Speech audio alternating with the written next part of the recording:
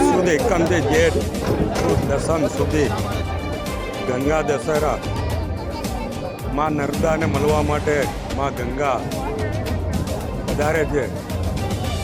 આ શુભ દિવસોની આજે પૂર્ણાહુતિ છે.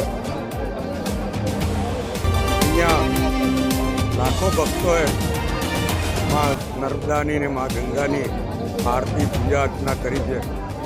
તમામ પર માં નર્મદાના માં ગંગાના આશીર્વાદ વર્ષે એવી પ્રાર્થના કરશું. સાથે સાથે ગુજરાતની દીવાદોરી કહેવાય માં નર્મદા, અને માં નર્મદાને આ 10 દિવસ સતત માઇક પર જાહેરાત કરવી પડે કે કોઈ કચરો ના નાખતા, કોઈ પ્લાસ્ટિકની થેલીઓ ના નાખતા, કોઈ પડિયા ના નાખતા, એ આપણે માટે શરમજનક કહેવાય.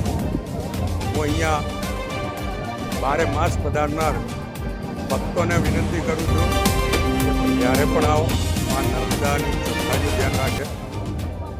માં નર્મદા આપણી માં કહીએ છીએ, આપણી જીવાદોરી કહીએ છીએ, ત્યારે એને ગંદી ના કરીએ, એમાં કચરો ના નાખીએ, શ્રદ્ધાપૂર્વક એની પૂજા કરીએ, એમાં સ્નાન કરીએ. પણ જે આપણે એને ગંદી કરીએ છીએ, એમાં પવિત્ર થવા આવતા હોય ત્યારે માને ગંદી કરો એ ખૂબ દુઃખદ છે.